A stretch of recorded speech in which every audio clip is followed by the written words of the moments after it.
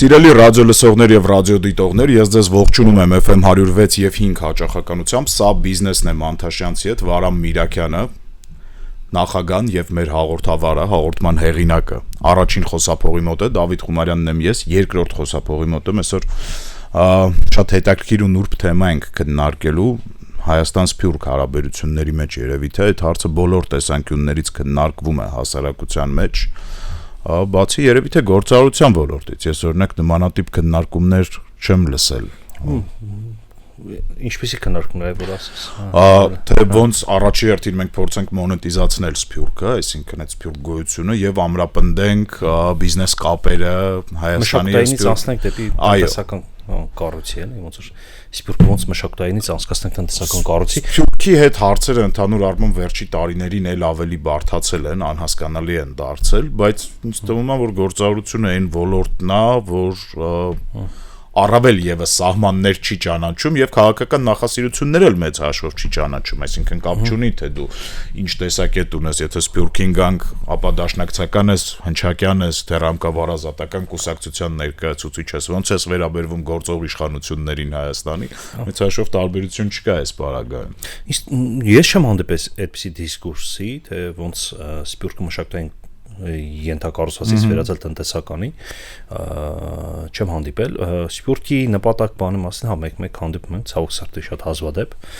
բայց մենք այտենց Սփյուռքի վերաիմաստավորման մեծ ոնց որ խնդրի առաջ են կանգնացի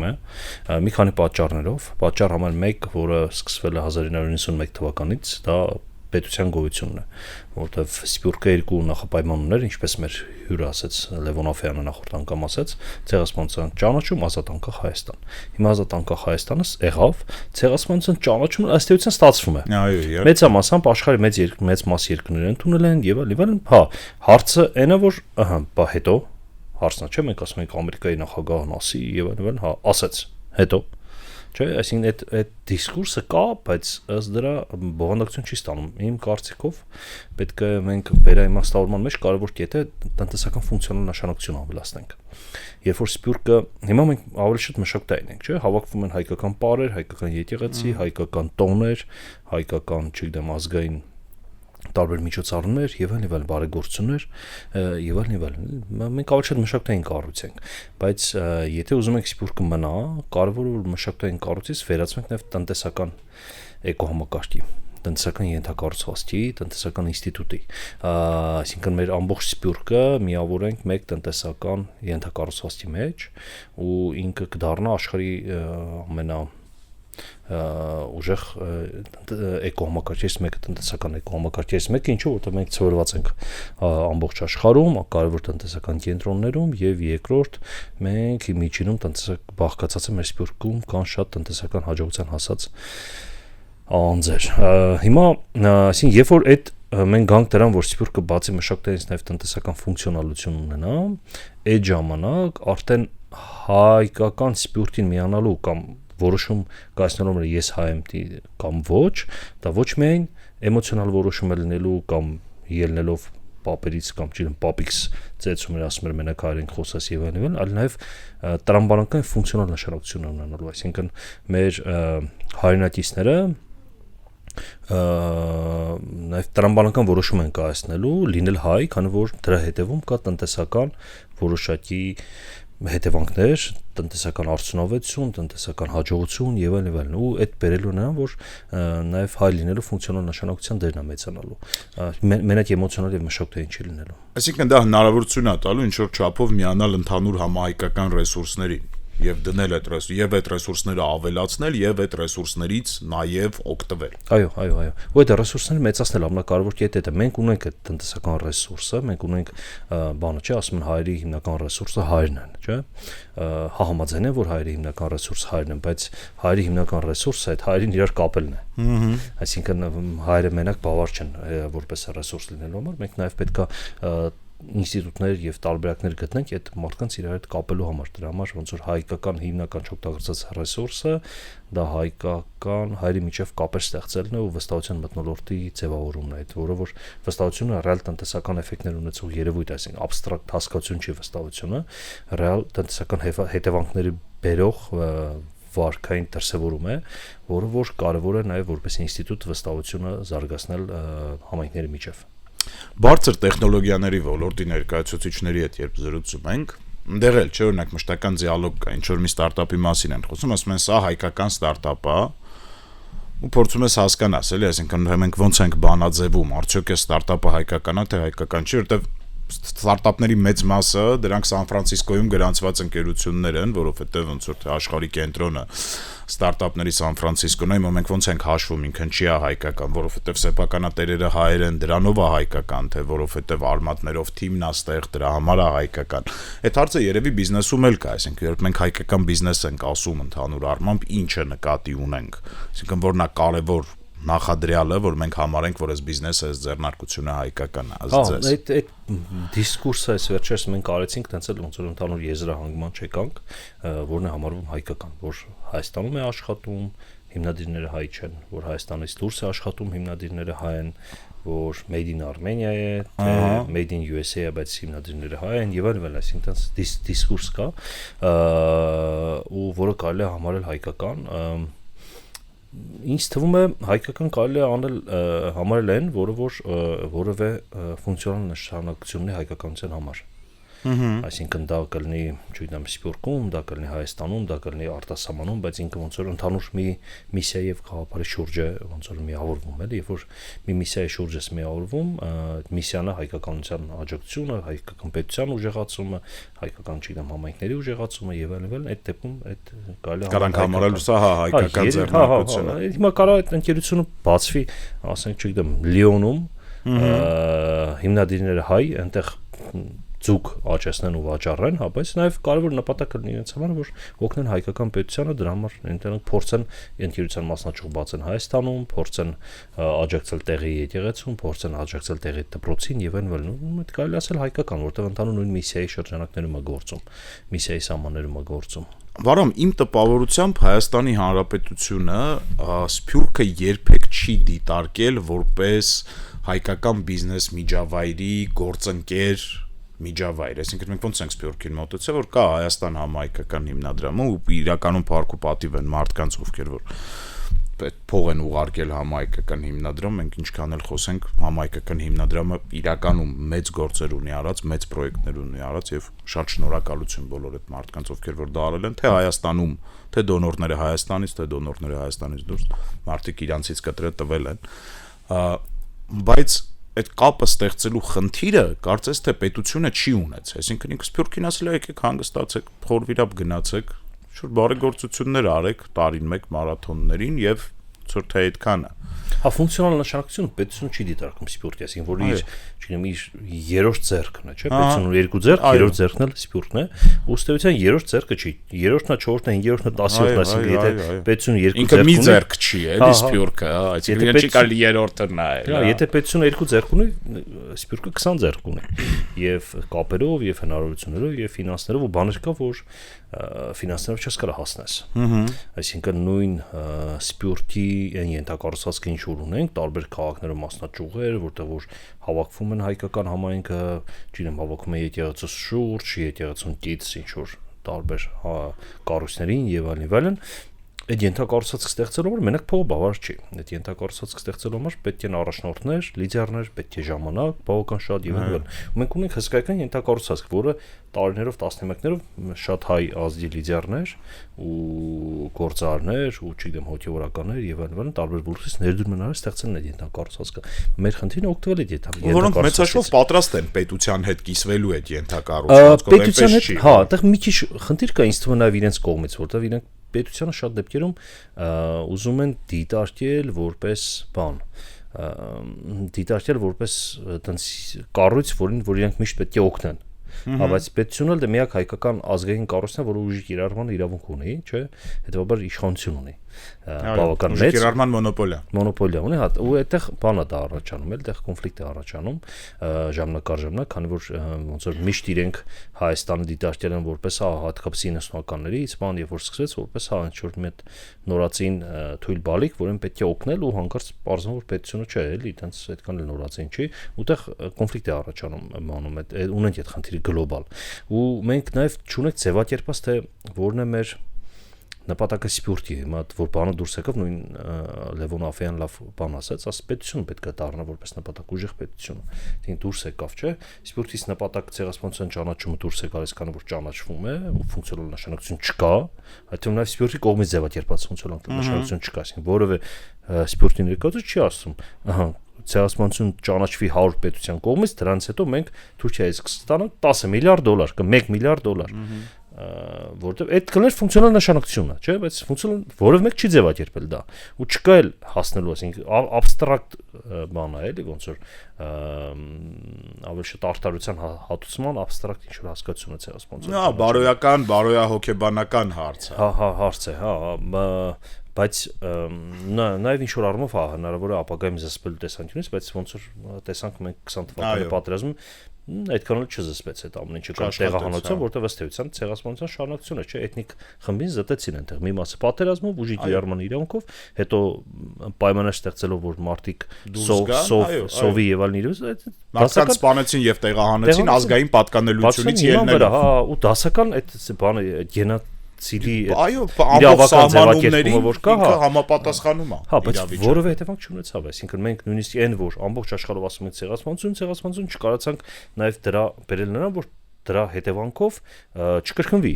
Այսինքն ֆունկցիոնալ նշանակություն չի աշխատում այդ։ Ուրեմն կամ մենք ինչ-որ ձև սխալ ուղղությամբ ենք գնում, կամ պետք է փոխել մեր գաղափարը, կամ պետք է գնալ ուրիշ ուղղությամբ, էլի, այսինքն հիմա այդ ուղղություններից մեկը ուժեղ պետություն ունենալն է։ Մեր հիմնական բանը կամ հիմնական ուղղությունը պետք է լինի ուժեղ պետությունը, որը որ այս դեպքում արդեն սպյուրտի կառույցներում տես փոթորիկ է առաջացնում, ինչու, որովհետև սպյուրտի կառույցներից շատերը այստեղ քաղաքական նպատակներ ունեն, ու այդ քաղաքական նպատակներից ելնելով իրենց համար ուժեղ պետություն տարբեր բաներ են։ Հա, օրինակ իրենց որոշ կառույցների համար ուժեղ պետությունն է, երբ որ իրենց կուսակցությունը պետության ղեկին է նստած, էլի, հա։ Ղեկավարում է պետությունը։ Մենակ այդ ժամանակ է ուժեղ դա։ Հա, ոչինչ որ այդ ժամանակ երբ որ ղեկավարում է տնտեսությունը անկում աղատրում, պետությունը թուլանում է, ամնավատ շրջանն է մեր պետության զարգացման եւ այլն։ Գալու իրեն քաղաքական իշխանություն ունեն, ուրեմն համարվում է, որ բանը պետությունը պետք է ուժեղանա, հա։ Այսինքն այդտեղ էլ խնդիր է առաջանում, որովհետեւ այդտեղ ոնց որ կազմակերպությունների ու կառույցների շահերը գերադասվում պետության շահից։ Իմ տպավորությամբ, Արամ, բայց ամեն դեպքում վերջին տասնամյակում երևի թե մենք ականատես ենք լինում ապակուսակցական սփյուռքի ձևավորման։ Կա այդ տենդենսը, նոր սերունդ է գալի, որ այնքան էլ ոնց որ տենց կապված չի կուսակցական ավանդական կուսակցական կառույցների մեջ, որոնց աշխատենք էլի չենք ուզում թերագնահատենք, էլի այդ կառույցներն էլ այդ սփյուռքը պահել են, պահպանել են, զարգացրել են, հայապահպան ահռելի մեծ գործ ունեն, բայց ոնց որ ժամանակ առ ժամանակ խանգարում են զարգացմանը։ Ես չի ասի անկուսակցական սպյուրտի ձևավորում, ես կասեի սպյուրտի կառույցների թուլացում, որտեղ ըստ էության, երբ որ հա նոր սերունդը չի գնում կուսակցականացման, բայց նոր ենթակառուցվածք չի ստեղծում։ Այսինքն այդ նոր սերունդը, որը ծնվում է, ինքը չի ուզում գնա դաշնակցություն կամ ռամկավար եւ այլն, բայց այլընտրանք չի ստեղծում։ Մի հատ այլընտրանք ունենք, ասենք, չգիտեմ, AGB-ում, որը էլի տենց հին ստեղծված կառույցը նոր չի, AGB Young Professionals բանդես տարբեր ուղղություններ կան, որպես ինստիտուցիոնալ, այդ է, բայց ուրիշ ես օրինակ չեմ հիշում տենց համասպյուրքյան որևէ կառույց, որը ձևավորել են այդ ապակուսակցական մեր նոր եկած սերունդը։ Վերջի 15 տարվա։ Հա, այսինքն արդյունքն է ստացվում, որ մեր հին կառույցները սկսում են կորցնել իրենց ֆունկցիոնալ նշանակությունը, գնալով կորցնելու են, գնալով թուլանալու են, քանի որ կա մի մեծ սերունդ, ասենք 50+ տարեկան մարդկանց, որոնք որ իրենց հիման վրա է պահվում, նույնիսկ որոշ տեղեր 60+, 70+ մարդկանց, իրենց հիման վրա է պահվում այդ սպորտի կառույցները, բայց այդ որոշակի ժամանակում այդ մարդիկ դուրս են գալու, չէ՞, գործ ֆունկցիոնալ օբյեկտիվ պատճառներ մահանալու են, չգիտեմ, թոշակի են գնալու գործով զբաղվում։ Եվ այլն, իրենց փոխարեն այդ դատարկություն է գալիս, հենց այդ է, որ իրենց այդ մեր ամենամեծ մարտահրավերն է, որ մենք այլընտրանքային սպյուրտի կառույցներ չունենք, հիմա նույն Մանթաշանցը այլընտրանքային կառույցներից մեկն է, որը մենք ձևավորում ենք սպյուրքում, այտենց բավական դժվարությամբ։ Ունենք այդ ամբիցիան լինելու, վարա։ Հա, ես այսինքն դառնալու փոխարինողը ավանդո, փոխարինողը չէ, ուրիշ ուղղությամբ գնացող։ Մենք ուզում ենք լինենք ամենամեծ տնտեսական էկոհամակարգը հայկական աշխարհի։ Հա, այդ ճանապարհին մեխանիկորեն մենք կարևոր տնտեսական նշանակություն ինստիտուտ պետք է վերածենք սպյուրքի, էլի, առանց դրա չեն կարող լինենք, էլի, ոնց որ։ հիմա միավորենք էկոհամակարգ հայկական տնտեսական ռեսուրսի հայկական տնտեսական ռեսուրս միավորել մեկ էկոհամակարգում, դա ոնց որ մեր միսիան, բայց ի օգուտ ուժեղացնելու համար պետությունը եւ հայկական համայնքներին, հայկական գործոն աշխարհում մեկ ուժեղացնելու համար։ Հիմա դրա ճանապարհին մեխանիկորեն մենք որպես ինստիտուտ այդպես ենք ձևավորվել, բայց դա քիչ է իրականում, էլի, ասենք նույն սկզբունքով պետք են դպրոցներ զարգանան, նույն սկզբունքով պետք են մշակութային, չգիտեմ, հայկական բարի թեման զարգան, հայկական սպորտի հոմընտմեններ ոնց որ ժամանակին եւ այլն, այսինքն տարբեր հայկական ինչ-որ կառույցներ են պետք ու ամենակարևոր դերը այստեղ եկեղեցումն է։ Եկեղեցուն պետության ամենակարևոր եկեղեցումն է, որտեվ ոնց որ կրոնական ինքնությունը աշխարհ ինքնության պահպանան ամենալավ տարբերակներից մեկն է։ Ինչ ուզում է լինի, ինքնությունը առանց կրոնականի շատ դժվար է պահպանել։ Ինչ որ կարճ ժամանակ, հետո կորցնում ես դու, էլի, այսինքն նույն Լեհաստանի հայրին հիշենք, չէ՞ որ հենց կաթոլիզմը տունեցին 100 տարի հետո էլ հայ չկար այնտեղ Լեհաստանում, չնայած 400,000 հայ կար մինչև այդ։ Այսինքն կրոնական ինքնությունը կարևոր է ու դրա համար մեր նաև եկեղեցին պետք է ուժեղանա, բայց կարծում եմ, որ եկեղեցին պետք է վերանայի իր ֆունկցիոնալ նշանակությունը, այսինքն մենք պետք է գնանք նաև ոնց որ ժամանակաշրջանի պահանջներից ելնելով, այսինքն եկեղեցին եթե այս որպես կառույց եկեղեցական մենակ եկեղեցական հարցերով խառնվելով եւ այլն արդյունավետ է եղել 50 տարի առաջ, 60 կամ 100 տարի առաջ, այդ չի նշանակում որ հիմա էլ պետք է արդյունավետ լինի։ Հիմա որոշակի փոփոխություններ են պետք եկեղեցու ֆունկցիոնալ եւ գործնական նշանակության մեջ ու այդ փոփոխությունները պետք է լինի նաեւ եկեղեցու դերը վերաիմաստավորման, որը որ իրականում երևի միակ այն տուպիկային տեղն է, որ ես չեմ տեսնում դիսկուրս, չեմ հասկանում ոնց կարելի է տանել, էլի, չեմ հասկանում ոնց կարելի է, որովհետև շատ պահպանողական կառույց են ու այտենց շատ վախվորած որևէ փոփոխությունների նկատմամբ, որը որոշ շրջան իրենց օգնել է, բայց որոշ շրջանները կարա հենց հակառակ դեր ունենան։ Կողմից էլ դե հասկանալի է, հիմա 1700 տարվա կառույց է, տառապանքը փորձ ունի։ բայց հանգստացած են, բայց հա այդ փակ լինելը բան չլինի, էլի խնդիրներ չառաջացնի, որովհետև նոր այդ մասն ենք խոսում, ասենք ինչու են հрьяաները որոշել, որ իրենց մայրական կողմից պետք է բանը հաշվեն, չէ՞։ Հաշվեն, որովհետև առաջի, երկրորդ, երրորդ դարերում բանը հռոմեական կայսրության կողմից միշտ կոտորած է եղել բռնաբարությունների իրենց կանանց եւ այլն ու իրենք այդ մի շրջան կար, ասենք շատ թիվը փոքրացել էր օրինակ հрьяաների կոտորածների արդյունքում ու ասենք տասնյակ հազարավոր կանայք բռնաբարվել են, հետո այդ կանայք երեխաներ են ունենում, այսինքն եթե իրենք ու այդ համայնքում էլ տղամարդիկ այլևս չկային, տղամարդկանց բոլոր կոտորել էին, հա, եթե իրենք չընդունեին կանանց կողմից հրեականության փոխանցումը, հա, իրենք էլ չեն, դրա ոնց որ այդ տարբերակով իրենք վերցրել են կանանց կողմից փոփոխություն են արել, որովհետև իսկ մինչև երկրորդ երրորդ դարը կանանց կողմից չէ, տղամարդկանց կողմից եղել, չէ՞ որ ասում ենք բաները, էլի, այս մեկի որդի էս ինչը եւ այլն նաեւ, հա, Աբրահամի Իսակի որդի եղել, այսինքն միշտ տղամարդու կողմից եղել, այդ երկրորդ երրորդ դարում է փոփոխությունը գնաց, քանի որ կոտորած է եղել ու տղամարդկանց թիվը քչացել է, կանայք բռնաբարությունների արդյունքում երեխեք են ունեցել եւ այլն, նայել են հասկացան որ չէ, եթե մենք սենց շարունակենք, մենք կվերանանք որպես ասած, փոխելն ասել չէ, մենք հրեանք, եթե մայրնա գոհերիա վերջում մխվում ես, որոշում ես որպես հրեա, հետո եղավ խաչակրասների ժամանակ, եղավ այդպիսի դեպքեր էլի, միշտ եղել են այդպիսի դեպքեր ու դա պահպանել է իրենց հրեականությունը։ Հիմա բայց նրանք գնում են այդ փոփոխության 1980-ականների 90-ականների մի քանի որոշում են կայացրել, քանի որ հիմա էլ այդ խնդիրը ոնց որ գլոբալ չկա, բայց քանակի խնդիր կա եւ այլն, հիմա գնում են փոփոխության, որը էլի դժվար է գնում, հա, եւ որով հա որոշ պետություն դեռ չի ճանաչում այդ տարբերակ, բայց ամեն դեպքում հիմա ասած ինչ է, մեր եկեղեցին պետք է գնա փոփոխություններ, իշքանալ որ 1700 տարի պահպանելը պետք է գնա փոփոխություններ, ու այդ փոփոխություններից մեկը եկեղեցու դերը մենակ կրոնական պետք է չլինի։ Եկեղեցու դերը պետք է նաև ավելի ընդլայնել, իր դերը նշանակությունը պետք է լինի նաև մշակութային, դերը նշանակությունը պետք է լինի կրթական, ոնց որ մենք միշտ եղել ենք կրթական։ Հիմա կա այդ, բայց ավելի կազմակերպված չէ, այսինքն պարտադիր բոլոր եկեղեցիներից պետք է լինի հայկական դպրոց։ Օրինակ հայկական համայնքի բոլոր անդամների կրթությունը պետք է լինի եկեղեցու պարտավորվածությունը։ Օրինակ, էլի, այսինքն այդպեսի ինչ-որ սկզբունքներ են պետք ու այդ գործին նաև եկեղեցուն պետք է օգնի նաև պետությունը իր հետ, պետությունը պետք է գա օգնի քաղաքական կառույցները, վիճակավորները, այսպես ասենք։ Այսինքն կրթության դյուցան նախարարությունը պետք է գա, ասի մենք ուզում ենք բան անենք, էլի բոլոր եկեղեցիներից ունեն հայկական դպրոց։ Ցավալիորեն հիմա տրենդը բացարձակ հակառակն է գնում, Արամ։ Այս պահին։ Հա,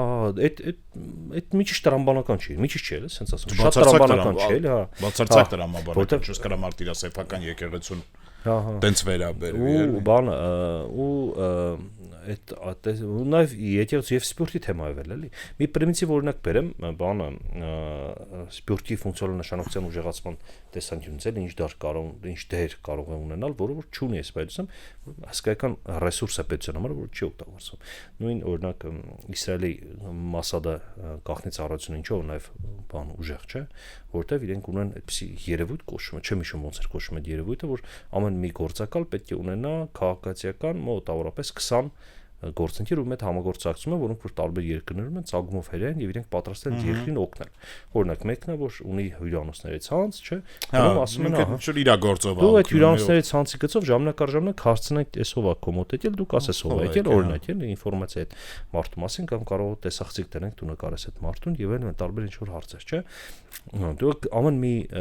դրամայել նաեւ իրենց գաղտնի ծառայության հզորությունն է դրանով էլի, որովհետեւ այդ երևույթը չեմ հիշում ոնց էր կոչվում, բայց sense ֆիքսված երևույթ կար, անունով կար, ամեն մի գործակալ պետք է ունենա իր ցանցը 20 հասկանում եք, ու եթե դու ունես 20 գործակալ պլյուս ունես 20,000 մարդ, որոնք օգտվում են այդ գործակալներին։ Միանգամից հզորությունը մեծանում է, միանգամից դերը մեծանում, միանգամից որ կառույց ուժեղանում է։ Ու այդ համակարգը ստեղծվել է ժամանակին փող չունենալու պատճառով, կապեր չունենալու պատճառով եւ այլն, որով վիճակում որ մենք հիմա էլ ենք, փող չունենք, կապեր չունենք եւ այլն։ Բայց եթե կօգտվենք այդ ռեսուրսներից, նմանատիպ ռեսուրսներից, եթե կրկնենք, լավ, հեծանիվ տեսնենք ոնց են խելացի մարդիկ արել, մենք էլ անենք։ Ցավոք ոնց որ մեր բանը չի, պետությունը ամենամինիմալ կարգով է օգտվում այն հնարավորությունից, որը կարող է ունենալ ու կարող ենք ունենալ, երբ որ միավորենք սպորտը։ 20-րդ րոպեն անցել ենք, Արամ, մի հարցել էի, բայց ուզում անպայման քննարկենք, հա։ Արդյոք այն ինչի մասին մենք հիմա զրուցում ենք, տեխնիկապես հնարավոր է անել առանց պետության աջակցության։ Խոսքը բանի մասին է, գոնե հայկական սպորտը ավելի տնտեսական դարձնելու, այդ տեսանկյունից ավելի էֆեկտիվ դարձնելու մասին։ Հա, իհարկե հնարավոր է։ Այս վստահ եմ, որ հնարավոր է, նույնիսկ բանը նույնիսկ երևի ավելի այս պայմաններում ավելի հեշտ է այդպես, քանի որ պետության մասնակցությունը միշտ ինչ-որ քաղաքական ենթատեքստ է կրում, հա, իսկ sense բաներ պետք է քաղաքական ենթատեքստով չլինեն, որտեղ իրենք ավելի շատ ազգի զարգացման, ոնց որ էթնիկական մեր զարգացման կարևոր դերակատարություն ունեն ու այստեղ քաղաքական ենթատեքստ մենակ խանգար է։ Հա, կարծում եմ, որ հնարավոր է, ու ասեմ ավելի նորից, ես միշտ մտածում եմ, էլի, այսինքն ես ինչքանով կարանք արդյունավետ աշխատենք, եթե ունենայինք, չգիտեմ, $10 միլիոն, օրինակ, գործարար կապել Մանտուշյանցի։ Իրականում չեմ կարող հասկանամ, կարանք թե չէ, մեզ պետք է $10 միլիոն զարգացման համար, թե չէ, չեմ հասկանում, որովհետև մենք պետք է զարգանանք լիդերների միջոցով։ Հա, կարող է գումար ունենանք, այդ լիդերներին ավելի հեշտ գտնենք։ Բայց հետո գտնելուց հետո պետք է այդ մարդկանց հետ աշխատենք, որ նույն արժեհամակարգ կրենք եւ այլն, այդպես բավական երկար աշխատանք է պետք։ Հիմա դրա համար այդ բանը կա, էլի, այդ խնդիրը միշտ մեր առաջ կա, որ բայց պետության խառնվելով շատ բան օգտակար կլինի, շատ բան կարելի է փոխել, նույն չգիտեմ,